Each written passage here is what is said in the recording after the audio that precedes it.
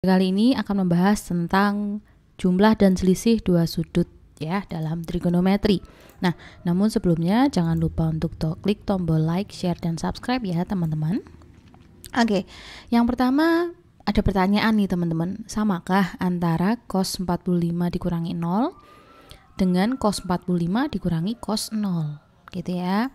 Nah, kita mau cari dulu nih, kalau cos 45 dikurangi 0 derajat kan berarti hasilnya nanti akan sama dengan cos 45 gitu ya. Dimana kita tahu bahwa cos 45 itu adalah setengah akar 2. Nah, kalau yang satunya cos 45 dengan cos 0, berarti kita punya cos 45 tadi setengah akar 2, cos 0-nya adalah 1. Nah, dimana setengah akar 2 dan setengah akar 2 min 1 ini kan nggak sama gitu ya teman-teman. Nah, jadi kalau nanti kita mau menghitung ini berarti nggak bisa sama gitu ya. Nah, kalau misalkan sekarang berapa nilai cos 15 derajat? Nah, ini pertanyaannya kan kalau bisa dihitung gampang gitu ya, kalau pakai kalkulator gitu. Nah, tapi kalau tidak pakai alat bantu lainnya, maka 15 ini kan kita cuma bisa punya atau tahu sudut-sudut istimewa aja gitu ya. Nah, kalau 15 ini ternyata ada kaitannya dengan 45 dan 30 gitu ya. Berarti kita nggak bisa nih hitung cos 45, cos 45 dikurangi 30 itu kan sama dengan cos 15. Tapi kita nggak bisa hitung dengan caranya cos 45 dikurangi cos 30.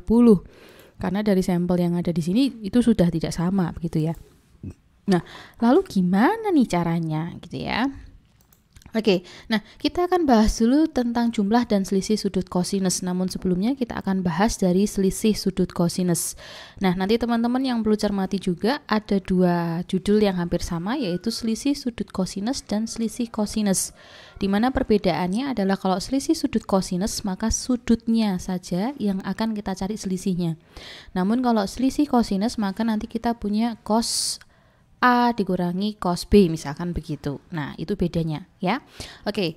Untuk mencari kenapa kok selisih sudut kosinus itu punya formula yang sudah pernah kita pelajari waktu SMA gitu. Nah, kita berangkat dari lingkaran dengan jari-jarinya satu atau nanti biasanya kita sebut dengan unit circle gitu ya. Dimana jari-jarinya adalah 1, titik pusatnya di 0,0. Nah, kemudian kita akan fokus di bagian kuadran yang pertama teman-teman. Kita akan membuat sudut A yang lebih dari sudut B. Kalau kita punya sudut A-nya di sini, maka sudut B-nya harus kurang dari sudut A di sini, gitu. Kemudian kita akan buat titik S dan H ini untuk sudut A dan sudut B yang berpotongan pada lingkaran. Jadi nanti sudut A ini titik potong dengan lingkarannya adalah ini titik S begitu ya. Nanti untuk yang garis yang ada di sudut B ini titik potong dengan lingkarannya akan kita beri nama sudut H. Nah, kemudian kita akan buat titik R gitu ya, sehingga POR sama dengan QOS. QOS kita tahu bahwa QOS ini sudutnya adalah sudut selisih antara sudut A dengan sudut B. Berarti kalau P-nya di sini, O-nya di sini, maka R-nya ada di sekitar sini. Yang besarnya sama seperti sudut A dikurangi sudut B. Berarti sekitar di sini, begitu ya teman-teman ya. Nah, ini adalah titik R-nya di sini. Nah, kemudian untuk berikutnya kita akan menentukan koordinat titik S, H, R, dan P. Berarti untuk menentukan koordinat titik S, misalkan begitu, kan berarti kan titik koordinatnya X, Y gitu ya, dimana X-nya itu berarti kita perlu bantuan segitiga. X-nya nanti adalah panjang dari O sampai S aksen. Y-nya adalah panjang dari S sampai S aksen. Nah, berlaku juga nanti untuk H dan R, sama. P-nya tidak perlu karena P-nya ada di sumbu X, perpotongan lingkaran dengan sumbu X. Nah, kita fokus untuk yang segitiga dengan sudut A ini, berarti untuk menentukan koordinat titik S, berarti kita punya ada sin A gitu ya. Sin A ini kan demi, depannya adalah SS aksen, miringnya adalah OS. Dimana OS ini adalah jari-jari lingkaran, sehingga panjangnya adalah sama dengan 1. Nah, dari sini berarti kita bisa dapat SS aksennya adalah sebesar sin A. Ini nanti untuk nilai Y-nya. Nah, kemudian untuk yang cos A ini sami, berarti samping OS aksen, miringnya OS. Miringnya masih sama dengan yang tadi, berarti kita dapat nilai cos A. Berarti ini untuk nilai X-nya. Berarti titiknya kita akan punya cos A, sin A. Nah, kita kembali ke lingkaran yang tadi. Kemudian untuk menentukan titik H-nya juga hampir sama teman-teman. Kita punya nilai sin B karena sekarang sudutnya adalah B begitu ya, dan nilai cos B-nya. Nah, berarti kita punya titik koordinatnya adalah cos B, sin B. Nah, kalau kita lihat kembali nih teman-teman, S dan H ini kan sama-sama, kalau teman-teman cermati, kalau S ini yang terbentuk dari sudut A, berarti dia punya nilai cos A sin A gitu ya.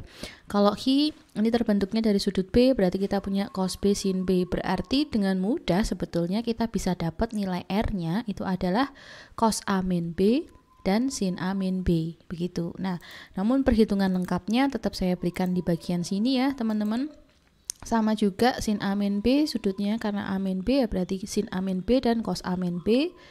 Ternyata juga sama, dapat RR aksen dan OR aksen. Berarti koordinatnya adalah cos A min B, sin A min B. Begitu.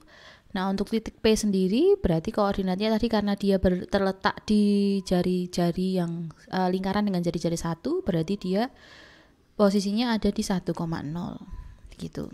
Nah, kemudian menghitung panjang tali busur PR dan QS, di mana PR dan QS ini adalah panjangnya sama ya, karena dia juga terbentuknya dari sudut yang sama, dengan menggunakan rumus D sama dengan akar X kuadrat X2 min X1 kuadrat ditambah Y2 min Y1 kuadrat. Nah, kemudian untuk menghitung panjang tali busur, berarti kita akan tulis kembali P dan R-nya, titiknya, di mana ada X1 sampai dengan Y2-nya sudah diberikan di sini. Kemudian kita substitusikan ke dalam formula atau rumus yang sudah diberikan untuk menghitung panjang tali busur, sehingga kita peroleh persamaan yang di sini ya, teman-teman. Kemudian untuk S-nya, titik Q-nya sudah ada di sini, titik S-nya sudah ada di sini, ada X1 dan Y2-nya, kemudian kita substitusikan juga ke dalam rumus, dapat persamaan yang di sini. Nah, kemudian kita akan menghitung PR sama dengan QS, atau panjang tali busur PR sama dengan QS, berarti kita akan substitusikan kedua persamaan yang ada di atas ini. Nah, kemudian langkah selanjutnya adalah kita kuadratkan masing-masing ruas, kemudian kita hitung juga untuk masing-masing kuadrat yang ada di dalam akar ini tadi, sehingga peroleh hasilnya seperti ini ya teman-teman.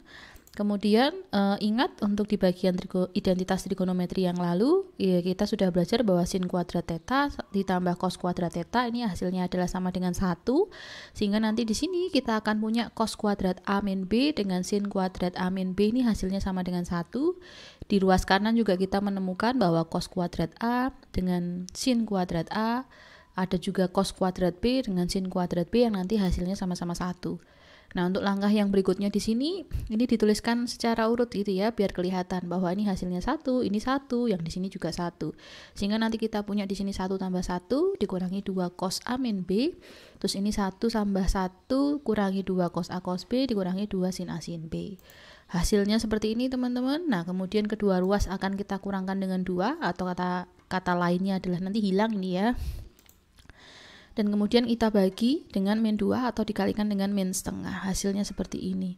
Nah, rumus ini yang teman-teman biasanya dapat gitu ya. Cos A min B itu dapat dari cos A cos B ditambah sin A sin B. Nah, secara singkat penjelasannya seperti itu teman-teman. Namun dalam mencari rumus ini ada beberapa teknik atau beberapa cara yang lain selain dengan menggunakan lingkaran. Nah, teman-teman boleh cari referensi yang lainnya juga. Nah, kemudian kita masuk ke dalam jumlah sudut kosinus, di mana jumlah ini akan menggunakan rumus yang sudah kita peroleh untuk cos A min B tadi. Nah, di mana kalau jumlah dengan selisih ya udah pasti bedanya. Kalau selisih dia punya sudutnya A min B gitu ya, tapi kalau jumlah sudutnya adalah A plus B, sehingga dari A plus B ini kita bisa ubah ke dalam bentuk A dikurangi min B, ini akan sama. Nah, sekarang kita akan substitusikan ke dalam rumus yang sudah ada, di mana A-nya tetap A, B-nya adalah menjadi min B. Seperti ini teman-teman. Nah, kemudian ingat juga bahwa kalau sin min theta berarti dia ada di kuadran 4 ya, karena tetanya ini adalah untuk sudut di antara 0 sampai 90 derajat, maka dia akan kembali ke kuadran 4, sehingga nilai kuadran 4 untuk nilai sinnya adalah negatif, untuk nilai cosnya adalah positif. Sehingga dari sini kita bisa peroleh nilainya ini. Nah, inilah yang menjadi rumus untuk cos A cos B. Nah, kesimpulannya dari dua rumus yang sudah kita temukan seperti ini teman-teman. Nah, kemudian untuk jumlah dan selisih sudut sinus, berarti sekarang kita punya bahwa sin theta itu sama dengan cos 90 min theta. Ya, teman-teman bisa ingat-ingat lagi bahwa sin 30 itu sama dengan nilai dari cos 60, di mana cos 60 didapat dari 90 dikurangi 30. Nah, berarti sekarang ketika kita mau mencari jumlah gitu, berarti kita akan substitusi nilai theta dengan A plus B, di mana sin tetanya adalah A plus B gitu ya, cos theta 90 min theta berarti 90 min A plus B. Kemudian yang di dalam sudut di sini kita akan distributifkan, kemudian diasosiatifkan.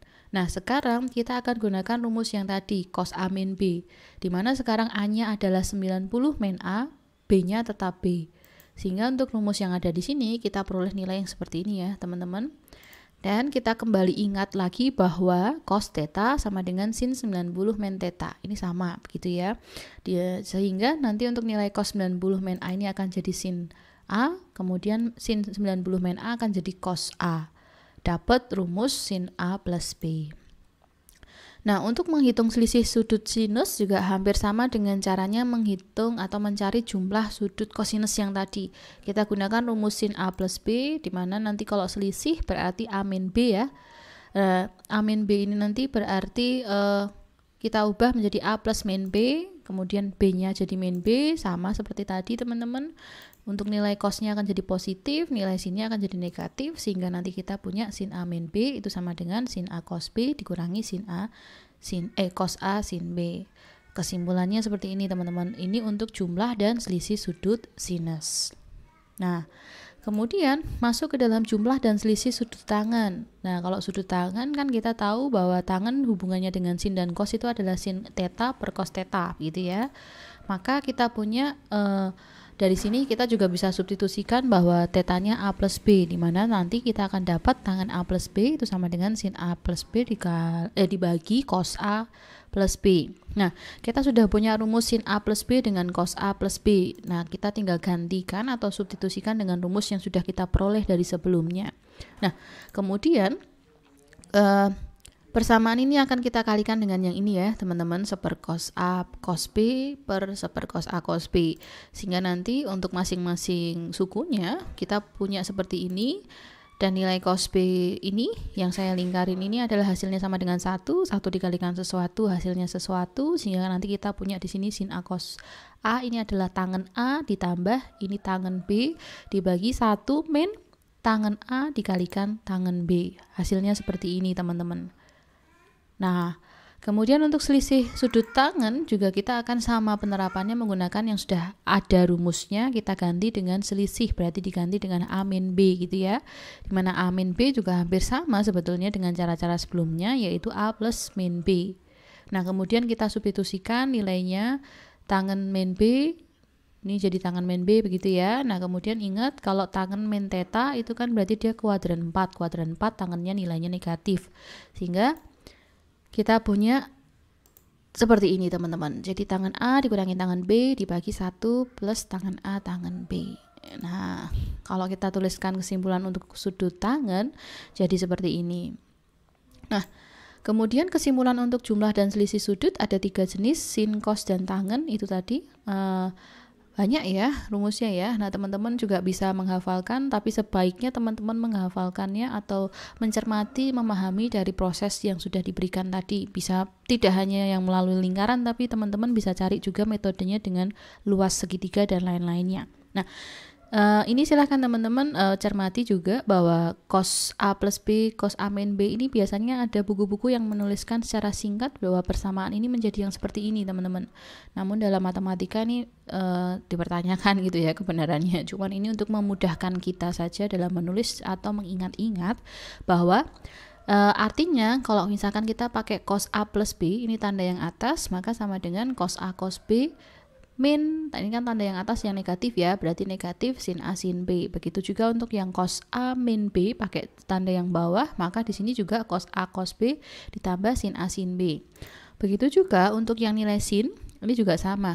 Karena di sini ada plus min, ini juga plus min, berarti kita tandanya sama-sama plus min. Nah, nanti teman-teman bisa baca ini yang tulisan hijau, dideskripsikan, dijabarkan lagi menjadi tulisan yang hitam. Sama juga untuk yang bagian tangan juga sama ya, teman-teman. kita punya tanda-tanda seperti ini hanya untuk memudahkan kita menulis atau mengingat-ingat kembali. Itu saja tujuannya. Nah, begitu penjelasan untuk jumlah dan selisih sudut dalam trigonometri. Nah, semoga bermanfaat. Terima kasih.